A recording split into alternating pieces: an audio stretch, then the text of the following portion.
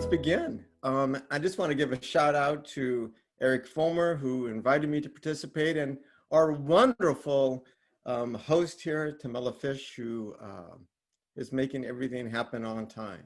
So thank you.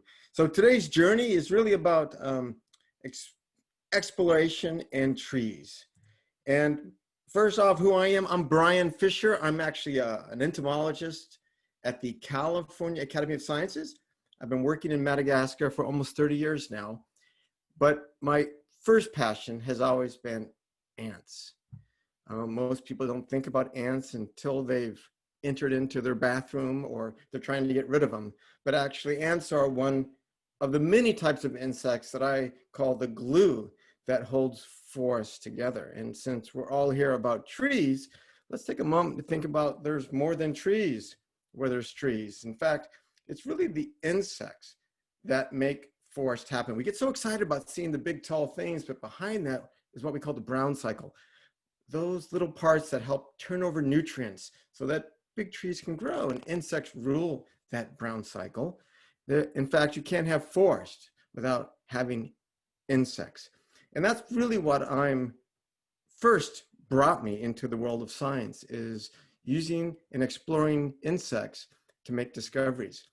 And my work is focused in Madagascar. And for many of you, when you think of Madagascar, that's a film about lemurs, a group of primates that are only found in Madagascar. And in fact, that's one of the reasons why a biologist like myself goes there. You see, Madagascar is special in terms of its biodiversity and conservation because of its geological history. It's been isolated. It's been like its own planet for almost 120 million years. And that's brought a lot of unique biology. Even though it's right next to Africa, you don't find giraffes there, you don't find hippos there, but you do find over 100 species of primates we call lemurs, but many other things. The icons, for example, are the baobabs. And I'll show you some wonderful pictures of climbing the baobabs in Madagascar. But actually, I want you also to learn to see more than just those trees, but to actually see the forest. These trees were part of a forest, and that forest is gone. So Madagascar is not just a place on your bucket list to go and explore biodiversity. There's more than that. What most people don't realize is that a lot of the forest in Madagascar is disappearing. And it's a real privilege to have had a chance to actually go and visit these trees that maybe in 50 years there'll be none left. But it's also a country that is there's a lot of difficult social issues that are preventing people from actually preserving the remaining forest. And without addressing also poverty, there's no way we can actually keep those beautiful big trees there in Madagascar for the future. Now, as I said, I've been working there for like 30 years and I've explored all over the island. And I just want to tell you about that and how exploration of the canopy has been part of that, and how we've recently started a program on training Malagasy and international students in learning to explore the canopy in Madagascar. But why do I go to Madagascar and look at insects? And what I want to just leave you with this idea is that by looking at insects, this glue that holds forests together, we can actually create like a monitoring tool, like a Dow Jones index to the environment, where we can actually monitor in real time what's happening to the environment. And to do that, that's meant I've gone to all the forests in Madagascar, basically, with the teams, and we go in and we spend 10 days going and exploring the insects of that forest. Now, that's so easy to do. You use Google satellites, you say, there's a forest, let's go there. But in Madagascar, we spend much more of our time just getting to these difficult to access forests.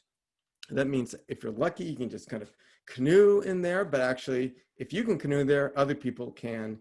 So that means you have to port yourself over rapids to get to the forest that may still be there. But just getting close to the forest means difficult travel. We have to travel during the rainy season because it's only during the rainy season does that rainforest come super alive. And it's just amazing to be there when things are just humming along. But that also means a lot of mud. But it also means you get a chance to get to know the locals. In fact, over the years, I've gotten to know a lot of people when I've traveled, And I've actually kind of plucked out. You can kind of imagine, oh, that person could be a great scientist, but he's kind of in this village, but we can give him an opportunity. He'll join our team, and we've slowly accumulated a team from all over Madagascar to explore the insects in the country.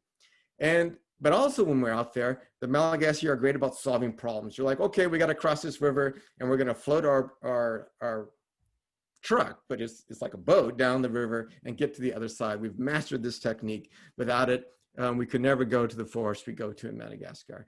Don't recommend it, but it is possible to float these things downriver. And of course, we do a lot of portaging of canoes, but it is, as I said, the dream is to get to these beautiful forest sites. Once we're there, we actually do a standard routine of capturing insects from all the habitats. A lot of insects are on the ground, so we use this kind of technique called leaf litter sampling techniques.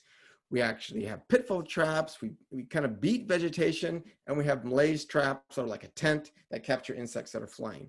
But really, the hardest, kind of most 3D dimensional aspect of a forest is, of course, the canopy. It's a lot of volume. There's no easy way to set a trap to actually capture all the insects in the canopy. And that is really why the canopy has been this unexplored, unknown entity in a place like Madagascar, where very few people have explored the canopy. And I want to share with you some stories eventually here of how I've taken advantage of great people who have helped me get into the canopy. But I also want to introduce you to the team that we've developed and brought into the capital to train, because when you collect insects, you also need help sorting them, identifying them, and also you want to train the locals also to begin to be scientists and taxonomists. And we were lucky that in the San Francisco Bay Area, we've been able to get donations to build the Madagascar Biodiversity Center, and that is our home and also the institute that specializes in the study of insects, and now in the training of canopy research. Now, the canopy is, as I said, this very interesting three-dimensional, as you know, if you've been up in the canopy, at times difficult. You can spend all day and you're just in one tree, and there's so many trees. How can you actually understand the insects that are found there, like ants, where they live, where they forage, their mating? And that's why it's very detailed work, and it takes a lot of skill and time to do that. This is one approach. This is if you're going to be on the ground. What you could do is set up a lot of malaise traps in an area and actually collect every day or every week and look at the phenology of when insects that are flying around and we think they could be up in the canopy actually land in these traps. And that's a very biased view of what's up in the canopy. So when this one group called the Radeau de Cime, a French group that was coming to Madagascar, I definitely wanted to participate. And I just want to show you a few slides that are very old, over 20 years old, of when we went to the Mashwal Peninsula in northeastern Madagascar and spent a couple of weeks exploring the canopy. We'll eventually get to the kind of the single rope technique, but I just want to show you some other options just to open your minds to think about how one could do it. This is what they call the luge. It's a dirigible blimp. It has a basket underneath, and you could actually ride around in it and kind of, with the radio, direct the pilot and go, I see a big tree, take me over there. And they would drag you through the canopy, and you'd be clipping and breaking branches, trying to collect insects. It doesn't really work for ant collecting. You get a lot of branches in the face, and even though it's just air moving you, it's really too fast to really make any studies. Here it is landing the big blimp, but that blimp can also be used for setting up this other, I thought, fabulous option, which is just kind of like circus balloons, party balloons with like panniers in between, and they take that over the canopy and let it go, and it drops on the canopy, and they drop it in, and then you can actually live there. And there's tents, and we stayed a week up there, and if you've climbed a lot of trees, you think it's just kind of shady and nice, but actually it's a different world when you're on the canopy. It was like living in a desert. In fact, we could only reach our hands into the very top surface of the canopy, and because of it was basically a different world. The species we collected were very limited, and very specialized to this almost desert environment, even though it was in a rainforest. And to me, as it turned out, even though we spent a week there, it really wasn't a great study of the canopy ants of Madagascar. And this is the younger version of me. Well, though it was a great opportunity to live up there and experience what it's like to be in that xeric habitat of a canopy. But they also had some other techniques. They had this kind of hot air balloon that you kind of almost strap onto your back. And they had a cord that you could pull yourself along. That's the one on the left there. And you can pull yourself kind of just above the canopy and move along at a much slower basis. Once again, though, you were stuck just above the canopy and you couldn't really be in the canopy. But then they also had these little, what they called these icos, these little geodomes that they had built into the canopy. And there was a network of them that they pre-established in the canopy. And you could actually then move from little home to the next through a rope network. And to me, this was ideal. This is when we began testing and developing techniques for baiting and trapping ants that lived in the canopy. And also, we found out that once you're in the canopy, you stop being a threat to all the animals. And so many different species just showed up to us, even though they're hunted all the time, that though when you're up there with them, they don't recognize you as a threat. So this is a super rare primate, the fainter, and there it was every night sitting next to us while we were eating. To me, this is what got me hooked on wanting to work in the canopy, was this experience of being in the canopy and not just passing through the canopy and be able to work there. And we also had the other thrill of being a scientist is actually collecting new species. So on that trip, we collected new species of ants that were found kind of actually in the leaf litter of orchids, the accumulation of matter living in the roots of orchids. And I described some species from this trip. And it was exciting that there was this specialized enough habitat that species were evolving to live only in these types of environments. It was very exciting. And my research in the canopy kind of slowed down for a while until we got a large project funded on the microendemism of ants in Madagascar with Bonnie Blamer, a colleague from the museum in Berlin. And we are teaching a summer course for US or international students and Malagasy students. And we reached out to Eric Fulmer, shown here in his favorite position, to help us organize this in a way that we could actually teach lots of people. So we didn't want to organize a course where it was just for 3 or 4 or 5 people, but actually we want to teach like 50 Malagasy students, how can they go up into the canopy and down. And we did this last summer, and we actually had to cancel our trip in August this year, but we postponed it. We'll go again. And I wanted to show you some of the slides of our trip and actually talk about some of the advantages of this approach and some of the outcomes that come from it.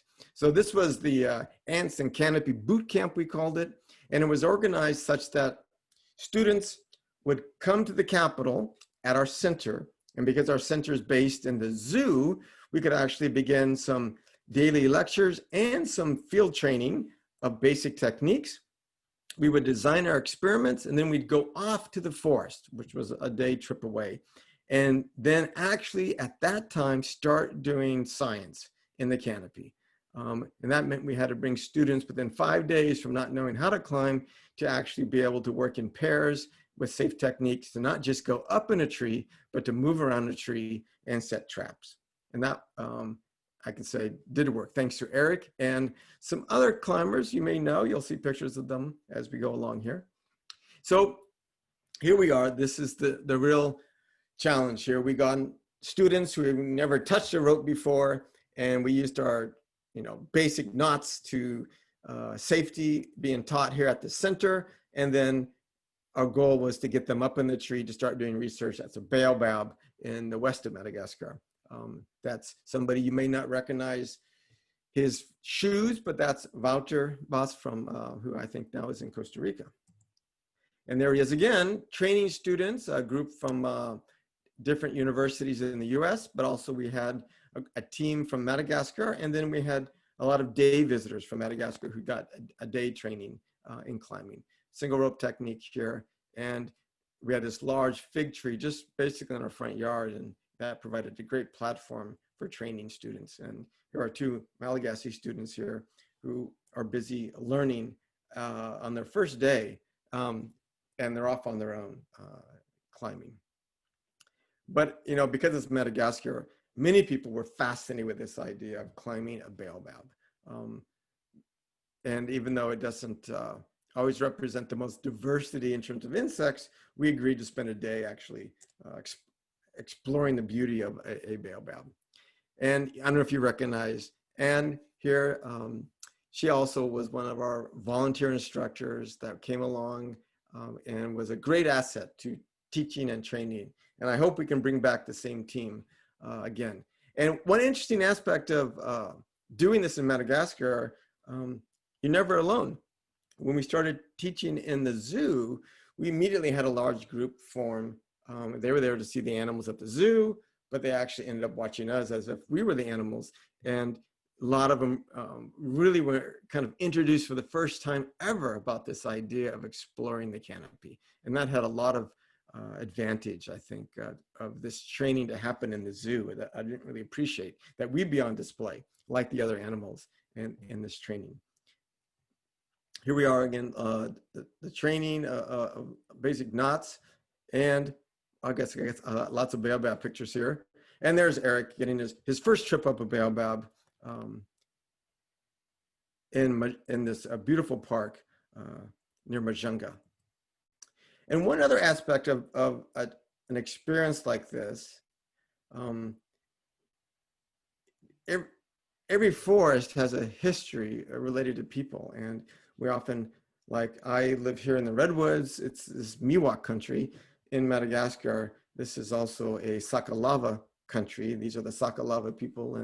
And we were actually living near a village, and we had a get together between the village and a bonfire. And it was a wonderful highlight of I think the experience after spending 10 days in the forest at this point, to be able to get to know and sing together and tell stories all together around the fire. Even though we didn't speak the same language, it was great to share this experience. And that was one of the highlights, I think, of the trip. Whoops. Well, once again, the worry is if you go to Madagascar and see all this, can you just leave and say you're done? Well, and initially, as a scientist, that's all I thought, that all we had to do is go and make discoveries, and that's our job is done.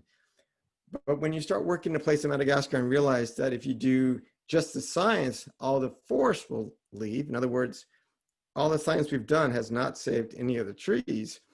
We have to do more.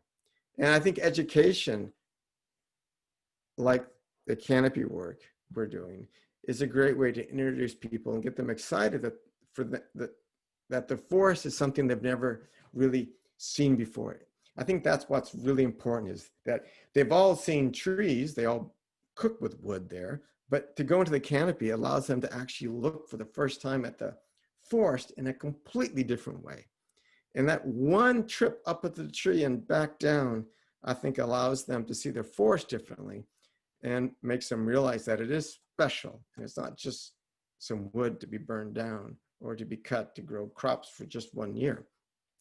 But at the same time, if they don't have an alternative, we're going to have to find, they're going to have to find food somehow. So as an entomologist, we also branched out and started actually farming insects to actually feed the people. We call that breakfast before conservation. So now our entomology project is also in the kind of the business of learning about how to farm and scale up the farming of insects so that we can actually help slow the loss of forest across Madagascar.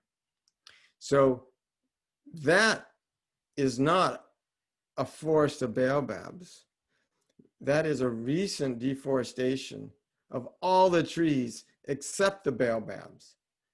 It looks beautiful. We can climb them right now. We can easily walk to each of the baobabs, but this just happened. In the area of the baobabs is also the area of the highest deforestation in Madagascar. 5 years ago, this was all forest. In the south of Madagascar, there's a famine, a drought, and people are moving north. These migrants there are actually can't go anywhere except move into the forest and cut down the trees. And they need options, or else we're only going to have a few baobabs left in Madagascar. This problem is not just isolated to Madagascar. It's found throughout the world as population growth. But I want to emphasize it's not just population growth that's causing this. It's really poverty. So when you're traveling in tropical countries and climbing trees and working with people, it's also a chance for, I think, Westerners to start seeing these issues very differently and seeing it's different from how complex the problems are. And in Madagascar, it's not corporate greed that's causing the environmental issues. It's really poverty. Poverty is directly linked to population growth too, but it's also the root cause of the issues in Madagascar. I'm going to end now to talk about the trees and the people in Madagascar, and I'll open up for any questions. There is a quick question about what's the entomology?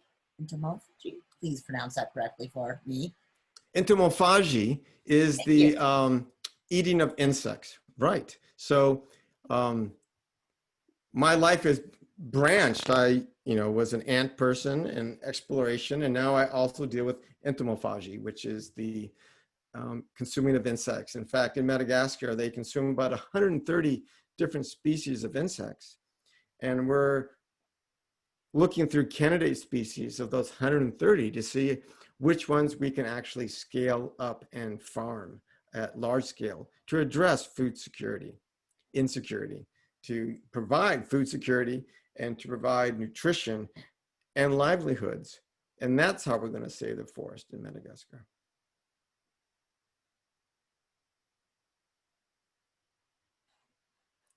Thank you.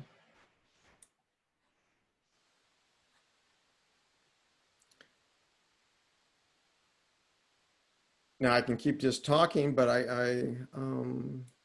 there's no questions. Can end there. That was my last slide I thought I'd talk about, but is there? Are there any more questions? If you have some, please do look across the bottom of your Zoom window and there will be a Q&A icon. Go ahead and click on that icon and write your question in there.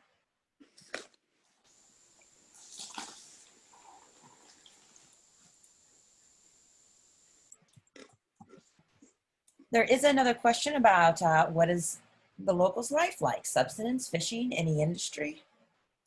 In the higher plateau areas, there's some large industries like textiles, but there's also some other kind of industries that are, what do you call that? The telephone, in questions and answers on telephones, I guess, is big in Madagascar. But most of the country is subsistence. So there's small scale farming. Rice is very big. And there's also in the northeast of Madagascar, vanilla. And but it's amazing how Madagascar has people everywhere, small villages throughout the whole country, and it's all about subsistence.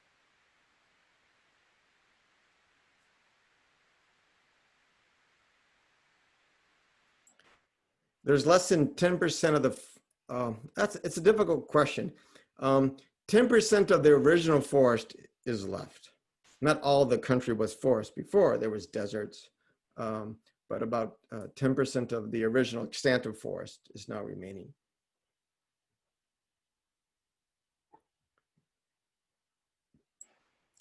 How can we help with this problem?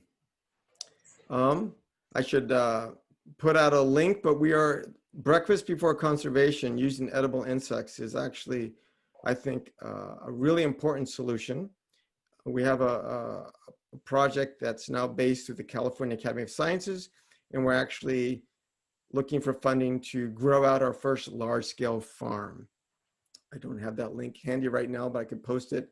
It's a link that offers 3 tiers of support. You can provide a farming kit for edible insects to a village, a household, or help us build this first large-scale farm, which we're going to be using to address the sustainable food issues in that area I showed you where deforestation is the highest around the baobabs.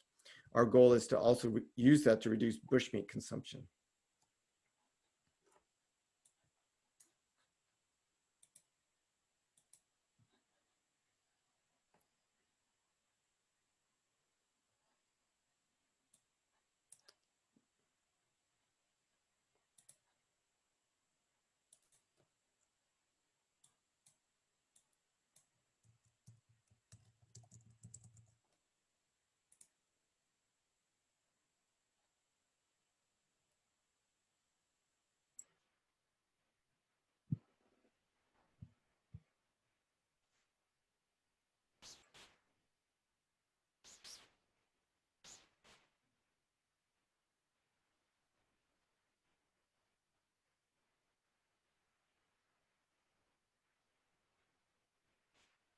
Are there any more questions of Brian? Go ahead and use the Q&A box. We also do have chat available.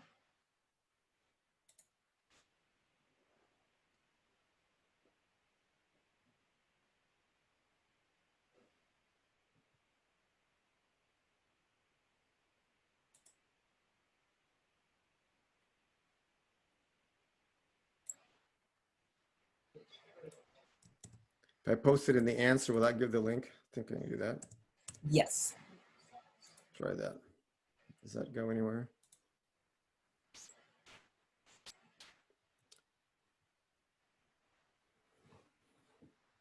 Okay.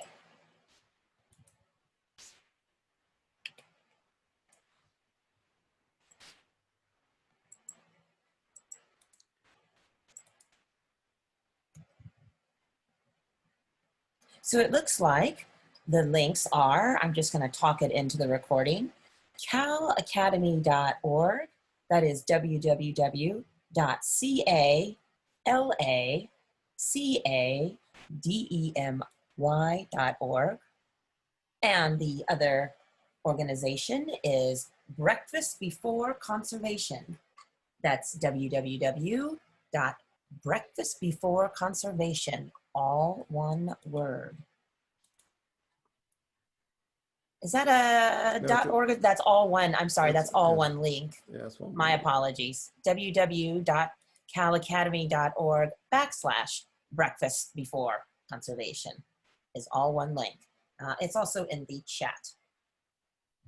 And if you're interested in participating and helping us train future climbers in Madagascar, do reach out to me or Eric Fulmer, and there's a way you can help.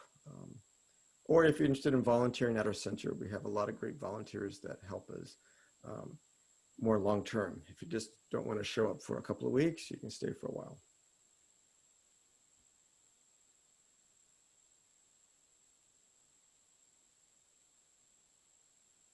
Well, thank you all. I really appreciate the chance to reach out to you and share stories. And once again, I want to thank the climbing community for helping the scientists and helping us teach in Madagascar. It's not possible to do what we're doing without an interest in others who also share a love for trees, a love for teaching, and a love for wildlife.